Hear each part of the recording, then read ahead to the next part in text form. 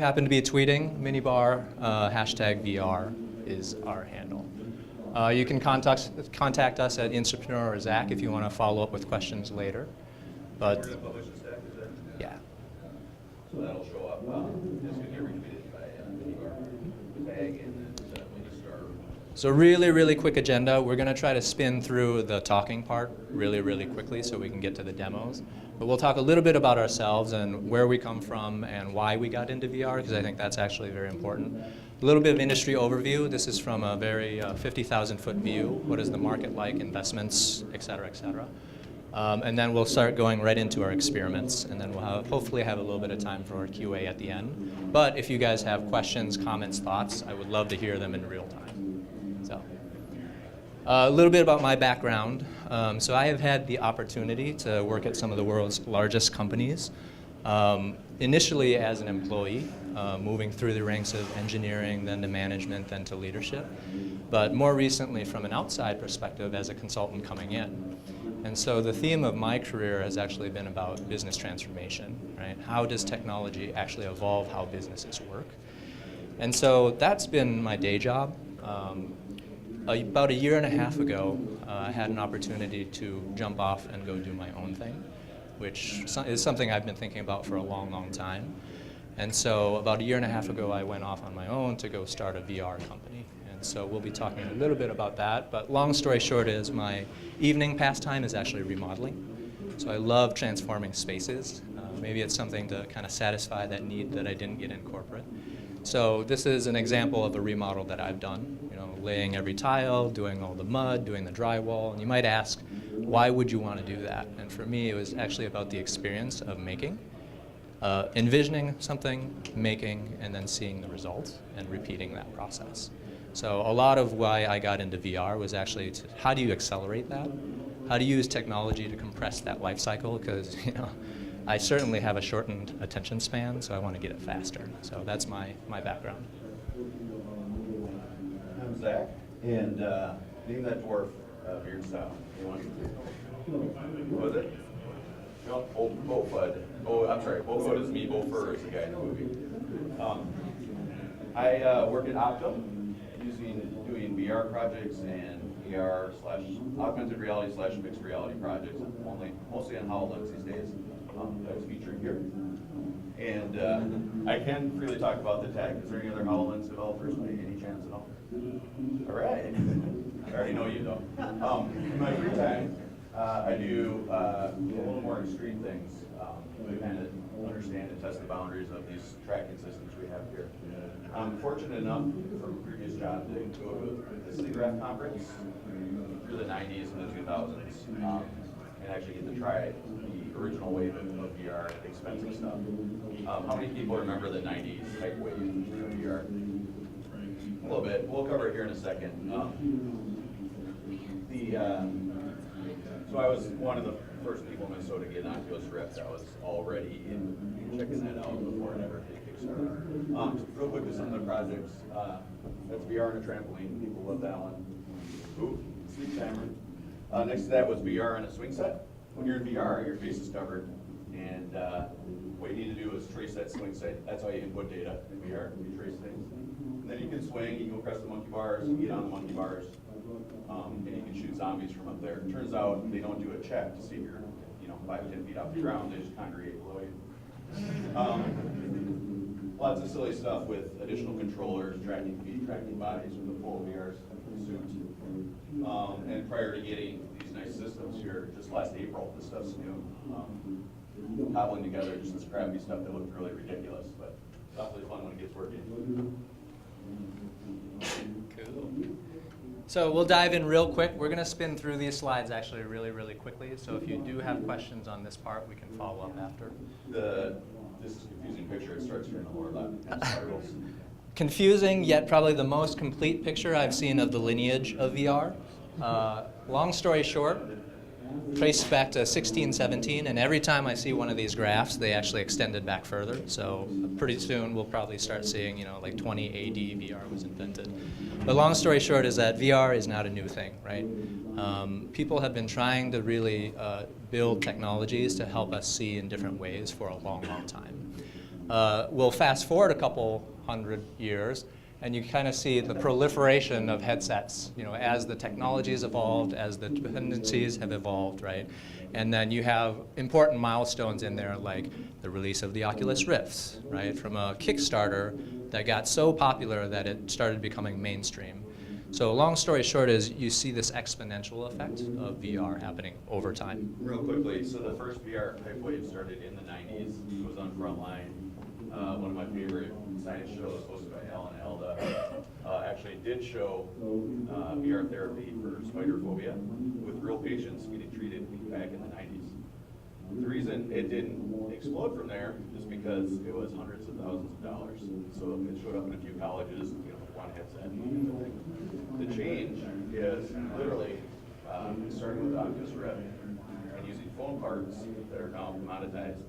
It's 2% of the cost that it was just 1 year prior to that, 2%. So when we go and do things at the University of Minnesota, we set up our $800 system below their multi-$100,000 system, talk specifics. And we have, in a lot of cases, a better experience, better tracking, less shakiness, less delay. Prices have gone down, and it's now within reach. So how many of you understand the difference between MR, AR, VR? Do we want to cover this really quick, or are we good? Yeah. Long story short, virtual reality is reality replacement, so where you're actually blocking everything out and what you see is completely synthetic. Real reality, well, hopefully you're there right now, but augmented reality is an overlay over existing reality, right? And there's a lot of gradients in between. Some would argue that we're actually not doing full VR today. We haven't actually overridden all of your senses yet, right? We're not quite at the matrix yet. So lots of interesting developments in that space. And on the VR side, there's kind of the super budget, the kind of the mainstream, affordable. And on the AR side, there literally is one, the HoloLens. It's either $3,000 or $5,000 with a warranty. Magically doesn't exist. They might come to market soon, and I hope they do. Different challenges in each, but also some commonalities. So. We mentioned before, but the average selling price is going down. That's good for consumers, good for businesses, and good for the ecosystem. Revenue in VR is actually going up and projected to continue go up. You can kind of see the breakdown of how that's going into different form factors. We talk about tablets, we talk about mobile, we talk about other form factors for 2D devices. The same applies for VR as well. It happens in different form factors. So how many brands, VR brands, have you guys heard of? 4, 2, 3, 4, 5? Average is probably around 2 or 3 at some of the big names. The long story short here is there's a lot of action happening in the VR space now. This is maybe but a portion of the companies that are working in these various spaces.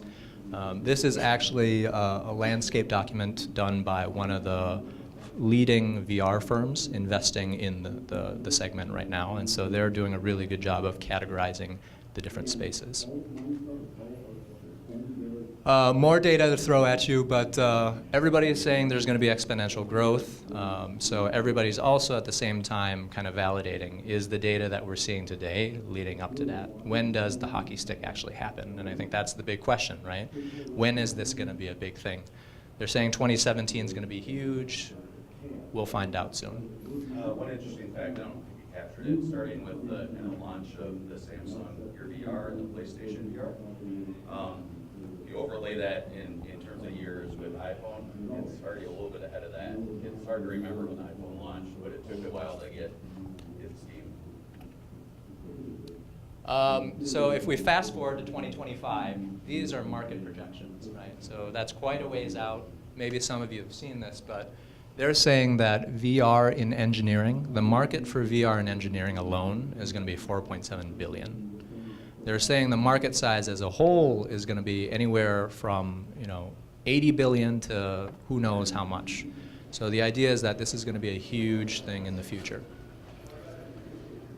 So we're through the talk track. The next topic is, and I won't read this, if a picture is worth 1,000 words, then VR is worth a gigabajillion. 1.21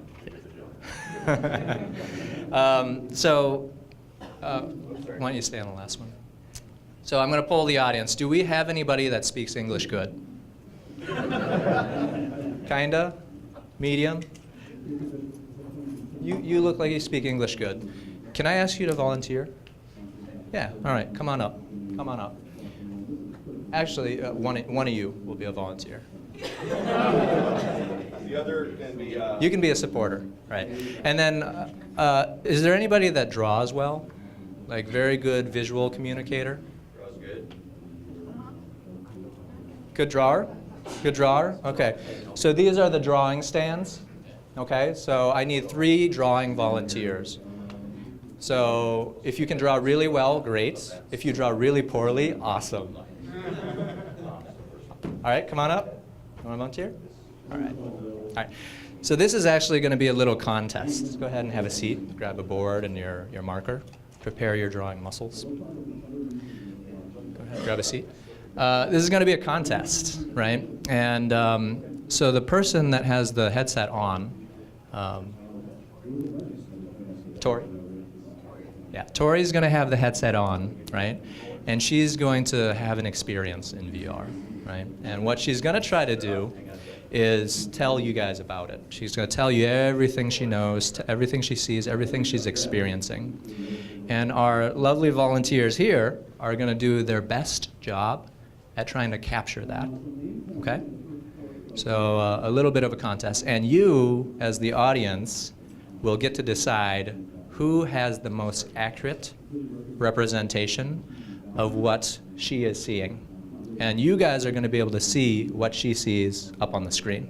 Did we already say you guys can't peek? You guys can't peek. If you peek, you're DQ'd. And there's prizes. And by DQ, I don't mean Dairy Queen. Right. Tell them about the fabulous prizes. Yeah, there's fabulous prizes, which I'll announce after we do this first round.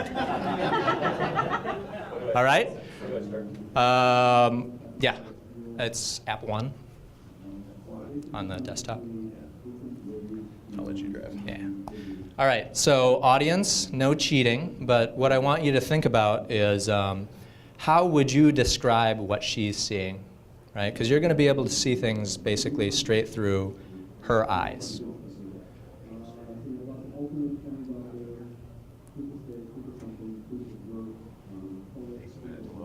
Yep. So she is going to get teleported into an environment, and stay quiet. You can laugh and you can point, and they're laughing with you, not at you. So what you do is you can point at the ground, and if you hold the trigger button down, you'll move to that spot. So what I want you to do, Tori, is describe what you're seeing, okay? And you're just yell as loud as you can so everybody can hear you. Okay, so I'm in some type of computer lab. There are 8 tables arranged in 9 tables. 8 of them are arranged in 2 rows of 4, and then there's one in the center between the 2 rows. The center one has 4 computers on it with mouse and keyboard, and the chairs at that table are circular, black, like exercise balls. The table to the right and left of me have tablets on them, and the next table in the row have laptops, and then the next table has phones. Keep going, yeah. And As many details as you can roll out. the next table has, I can't tell what they are actually. And then there are, on the sides of the room, there are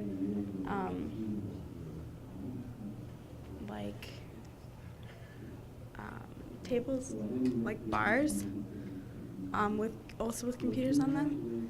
And there are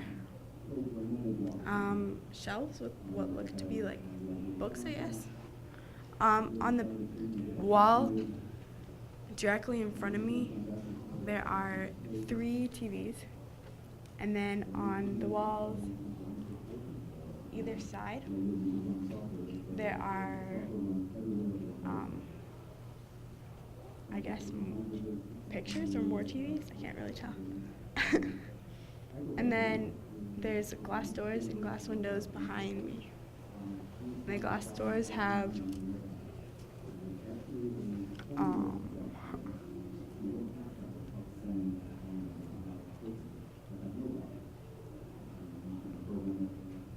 Anything else that stands out to you?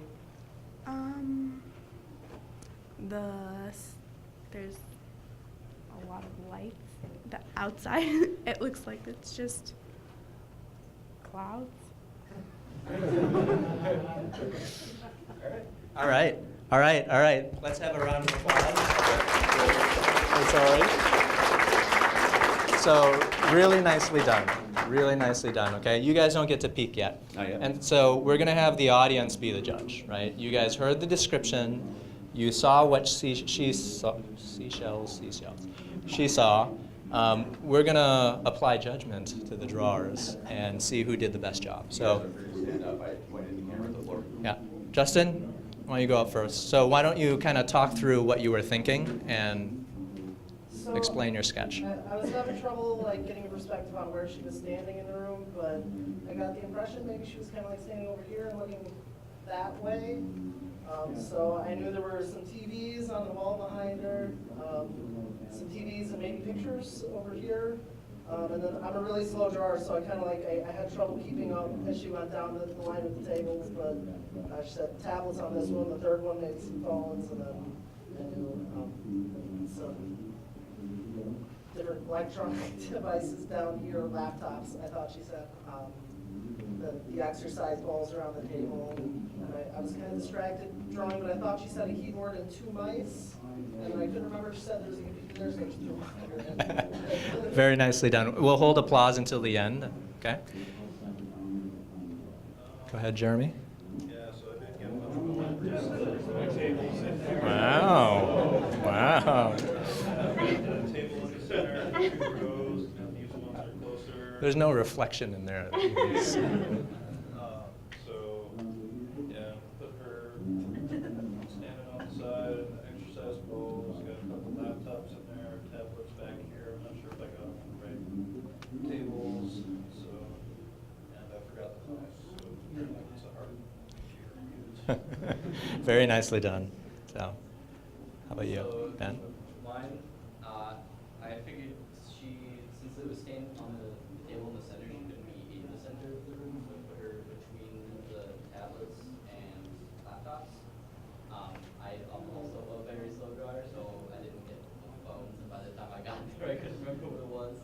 But I got like laptops, and the right hand was like monitors. So I drew 4 of those, the exercise balls. I didn't know how to depict a door from up top, so I just used like architecture.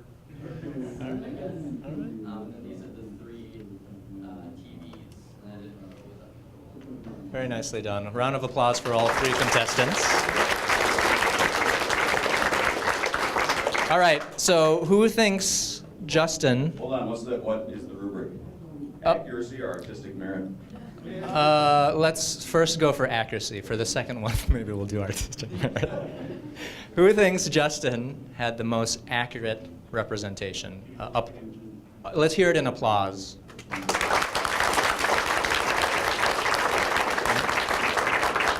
Where's my sound meter when I need it? Who thinks Jeremy had the most accurate representation?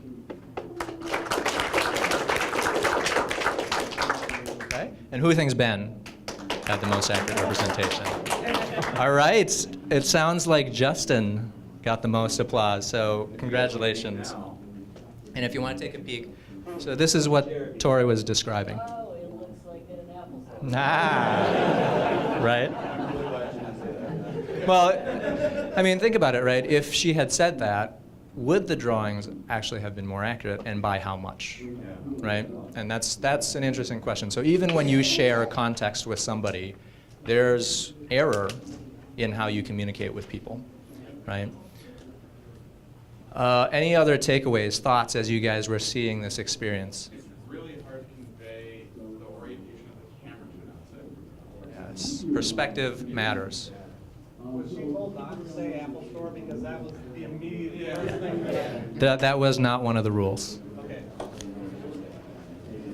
One more comment, anybody? Yeah, I think it's just interesting to talk about perspective, but like the relationship the person has to the space. Yes. How they convey that inside something, outside of it. Right, right. Perspective matters. So, as a prize, I have for you one free package of Totina's pizza rolls.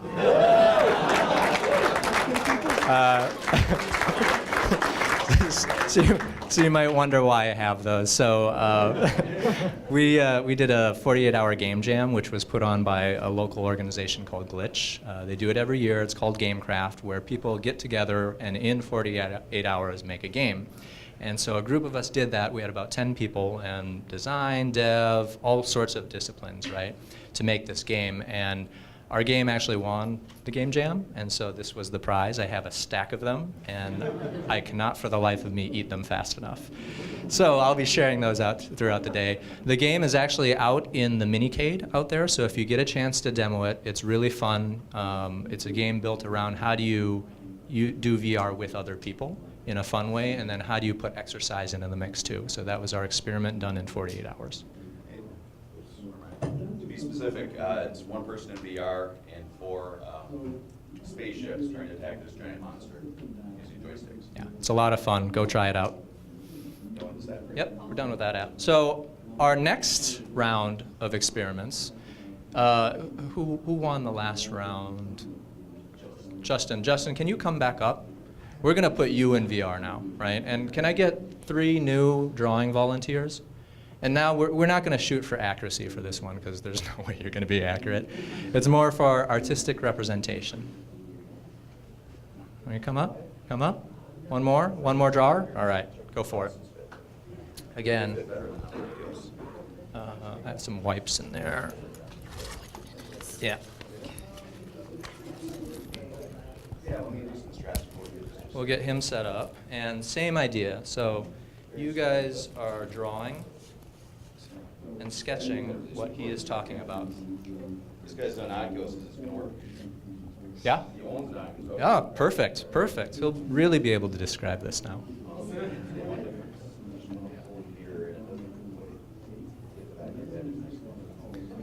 Any bets on who's going to win this? No? Yeah, I'll take them. I don't know. Cool, thank you.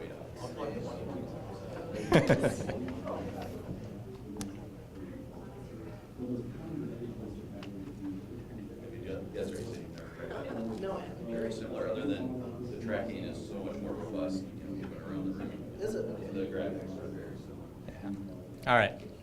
So same idea. Justin's going to do the best job he can at describing to you guys, right? And you guys do the best job you can at translating that. You don't actually need those. It's going to make them throw up. Yes. Spoiler alert. Spoiler alert. All right, you want to get number That 2 was my started? first thought when you said you're not going to be able to describe it. I was like, Yep, he'll be able to describe it. Yep, that's the one. Okay, you guys ready? You guys ready? All right, so go for it. oh God. Okay, so I'm on like a white canoe. There's a little like tire-shaped looking thing here. There's meteors falling. I'm in the middle of like this ocean, and there's a giant like gas planet in front of me. There's some little like pond plants over there. Some weird looking like mushroom trees growing out of these like blue rock islands with some mist around them. Giant jellyfish flying through the sky. It's kind of like a sunset, sort of orange fading up into like a vibrant blue with some stars. Just to make this more interesting, you guys can ask questions on this one too. So we'll do 2-way feedback. How about that? So if you have a question, you can ask. Are you riding in the canoe? Yeah, I'm standing in the canoe. Okay. And it's kind of moving around, kind of. I don't know if it's like based on my head position or if it just kind of moves around. Jerky. Is there anything in the water? Is it water around you? Yeah, it's water around me. It's like a really dark blue, and then there's like some. I think there are waves over here. I'm kind of like bouncing against them. Where's the water?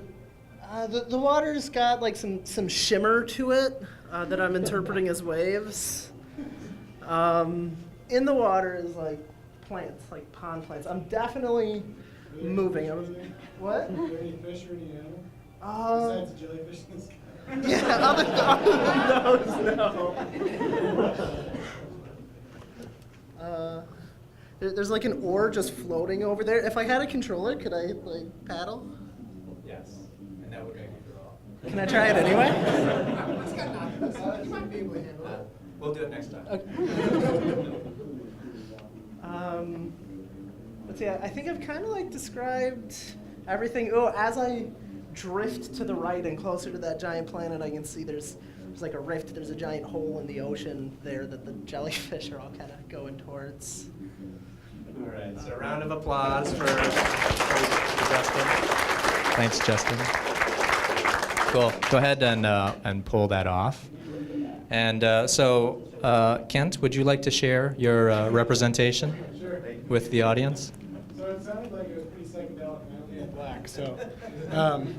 So I did my best representation. So here's a meteor shower on the left-hand side. This is the front of his canoe. So I imagine he was standing in a canoe looking out over this like kind of vast ocean lake sort of thing. You mentioned the shrooms on the right, so that's what those little like things are. Here's the sunset off in the distance, and then the giant jellyfish kind of flying over him. And then I started on the plants, but I didn't have enough time. So. Cool. Thank you, Kent. All right. I think I've got something similar, but you have your canoe and you're drifting on some sort of strange ocean. I only did one plant. I think he said plant and I heard planet. So I've got planet up in there in the sky, sunset, giant jellyfish with its tentacles flying around, and then the hole in the ocean that everything was flying into. So. Very cool. Okay. All right, so I've got basically the same thing. I heard gas giant somewhere in there, so there's kind of a gas giant-ish thing. He's in the canoe. There's the oar floating. I didn't catch the mushroom. There's some pond plants and the jellyfish in the sky. I want to see that. We got the meteor over here, and that's all we got. Awesome. That's a pretty good job of drawing Space Canoe. So who thought Kent had it? How about Chris? Who thought Chris had it? Okay, dead even. Who thought Alex had it? All right, it sounded like you guys were tied. So here you go, winners. winners, all of you, winners. And if you want one later, I got more. So. And I showed you on the app, but just so you guys can get one, this is the game site. The Global Game Jam is open source. All the games are available online if you haven't owned it yet. Yeah, another game that was actually built during the game jam. So. All right, so what were some of the takeaways there? Back to the slide. So I was pulling out old stuff from my computer science days, and I thought, when I saw the page on the left, I kind of chuckled, right? Because that's really one way to describe communication, is you've got something in your head or some experience that you have, you're trying to even interpret yourself, and then you're doing this verbal translation and then transferring it to somebody else. And then that person has to kind of recognize, well, what the heck is this person talking about, and do their own translation. So, like, if you look at it as a system, our society, our entire society is built on this system, right? When you start scaling that up, the magnitude of error is absolutely huge, right? So people translating, you guys have all played telephone before. What if you could see exactly what somebody else was seeing? And be able to have a dialogue with somebody at the same time in the same context, right? That really compresses the communication life cycle. I think we should point out, we use 2D video, obviously a video stream that worked very well, but we're talking about the concept of describing an environment, maybe one that doesn't exist, and in terms of space, not just a flat screen. Yeah, I mean, for those of you that work in larger organizations, right, think about how much noise and error happens within your organizations, especially in handoffs, right? The whole idea of agile teams is compress the cycle, bring people together. Now, when you start bringing new technology and tools into it so you can actually share context, that changes the game. And these exercises totally remind me of the first requirements meeting for a project. Like, we need some tables and the jellyfish. Big one. I'll summarize, but VR increases speed, right? It increases speed of communication, and it not only increases speed, but broadens the bandwidth. So the amount of things that you can actually communicate through VR are much, much larger than traditional channels. When you start broadening channels, you start getting emergent capabilities. So I believe that there's a lot of things that are going to come out of VR that were never possible before. You're already starting to see some of that. It also adds a depth into the subconscious tier, and you guys maybe weren't as able to experience it, but there's a sense of presence that she had in that store. The idea that things have space taps into a dimension that you wouldn't see on a floor plan, you wouldn't see on a requirements doc, right? A lot of those things get lost in traditional channels that you can communicate in VR. And this is happening in parts of your brain that current computers and phones and our TVs and everything else cannot tap. A 4K is, this much of an increase, and 8K is that much, a 3D TV is kind of worthless. This is parts of your brain that work subconsciously. When you are sitting in a room, looking around, doing your work, and the light power goes off, you can still roughly think it over the light switch in the dark. You have a map of your space in your head. It happens automatically. It's being used across all industries, right? So in engineering, Ford is actually using it to not only design cars, but also ship, train, and market them. So they use it within the engineering groups because it takes about 3 or 4 years to build a new car. They use this in the design process to actually compress that process. So instead of handing across spec docs, they now actually co-create across teams and sit together and design in real time using virtual reality. It's actually used in training as well. So downstream, they've had 70% less installation injuries as a result of using VR for training. So they'll actually bring all the VR design downstream so that as mechanics are working on these engines, they know exactly where the tight fitting parts are, and they can gather feedback and pull that up into the design process. So you can kind of see how that actually compresses the life cycle, and it scales much, much differently. Question for you. Did you time this one out? 8 minutes? We got about 15. Yeah, let's move fast then. I'll skip the other ones. There's tons of examples across the board. We'll maybe answer some of those later. We will put these slides online. So we'll only do a few of these, but I encourage you to come back to this deck because they're all very fun. You can do them at home, you can do them with non-techies. Because we're looking at a 2D screen, we can't show you these new communication channels, these new parts of the screen being used. If we could show you, it'd be hard to draw your attention to them. They're subconsciously processed in a lot of cases. The only way you can kind of do that is to break them. Optical illusion, that's a wonderful example. This is tapping more of your brain. It's not necessarily taking up more of your thought process. It's not more taxing. It's more like what you do every day in your house, in the yard. It's not more taxing than what you do for work because it's subconscious. And if you're designing VR, it's absolutely critical that you understand the basic parts of these. Everybody, before they try VR, is pretty sure they're going to play Call of Duty in VR. Once they've pushed a joystick and slid across the floor in a very convincing manner to your brain, 80% of them got sick by doing that.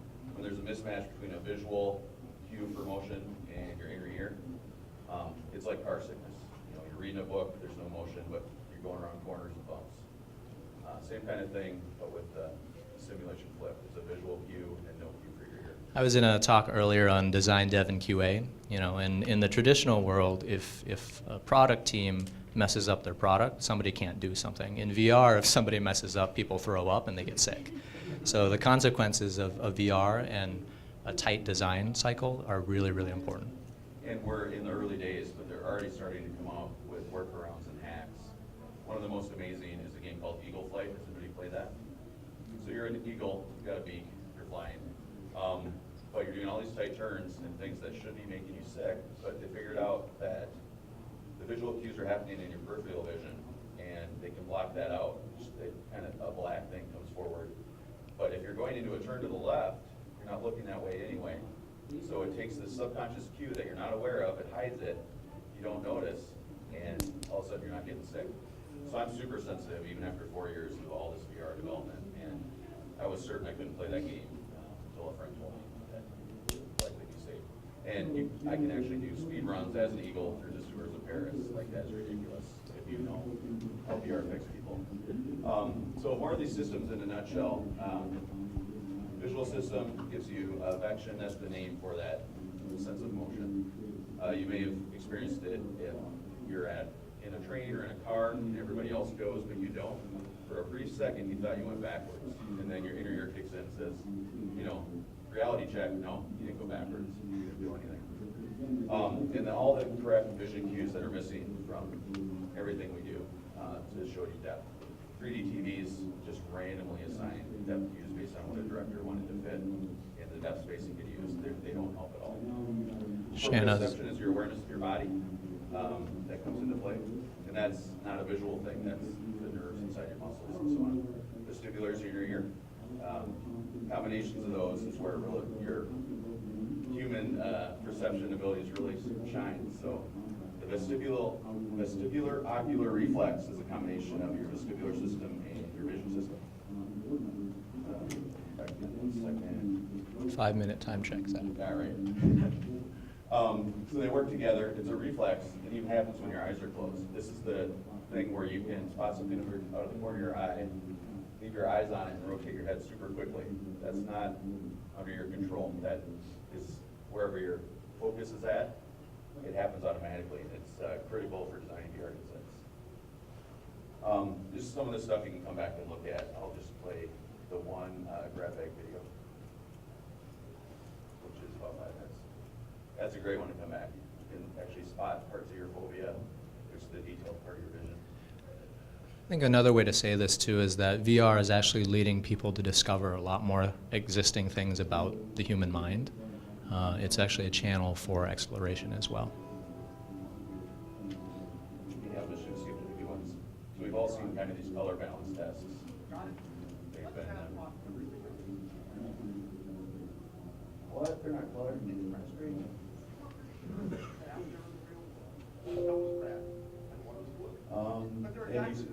likewise seen things based on lighting. Your brain assumes a lot based on context. And you've seen all these kinds of things that kind of mess with specialized receptors for vision. That shade of gray, it must be white. And if another one is a bright light and it's that shade of gray, it must be black.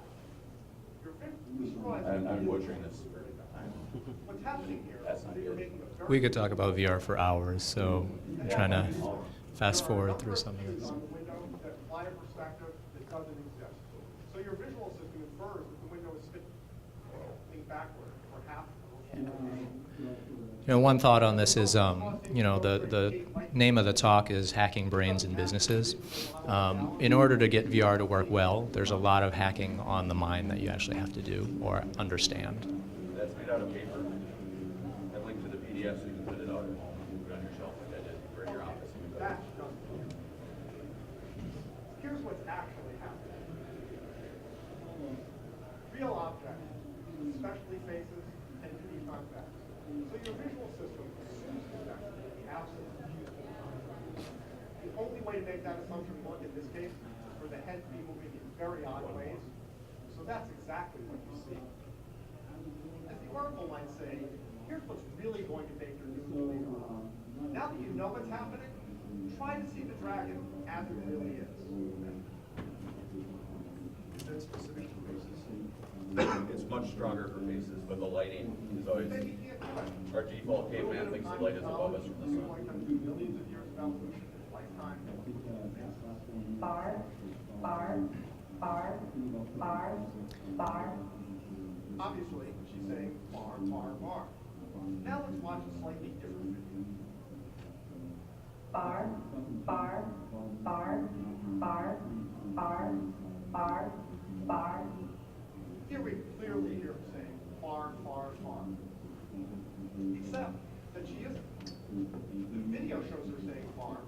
The audio track is still of her saying bar, exactly as she did in the first video. The visual input overrode the audio. To make it crystal clear what's going on, let's look at this one more time. Once again, we'll have a soundtrack that says bar, but this time you'll have a split screen facing far on one side and facing far on the other. As this plays, move your eyes from one side to the other and observe how what you hear changes. Bar, bar, bar, bar, bar, bar. Move your bar, attention between the two bar, videos. bar. Did most people pick up on that? That's what we're All right. pick that up. So we are not going to have enough time to finish our last demo, but I would like one volunteer who is afraid of heights, 1 through 10, like maybe a 7, not a 10, but a 7. Anybody? All right, come on up. Come on up. So this experience is kind of interesting. It's around using VR for therapy, and like I said, we don't have enough time to finish it. But if you would like to try it, what we could do is probably set it out by the game area and have people try it. But where he's going to get transported to is, and you guys will be able to see what he sees. So he's 30 stories up. And I'm not a doctor. Is anybody in here a doctor or a physician or a psychologist? Good, because I'm making this stuff up. But anyways, he's 30 stories up, and if he's afraid of heights, right, right now he's feeling a little bit sweaty, a little bit nervous. And originally I wanted to design this experiment with a heart rate monitor, so you could actually get biometrics on it. There's 2 variables that you can tweak in this experience. Do you want to look down really quickly?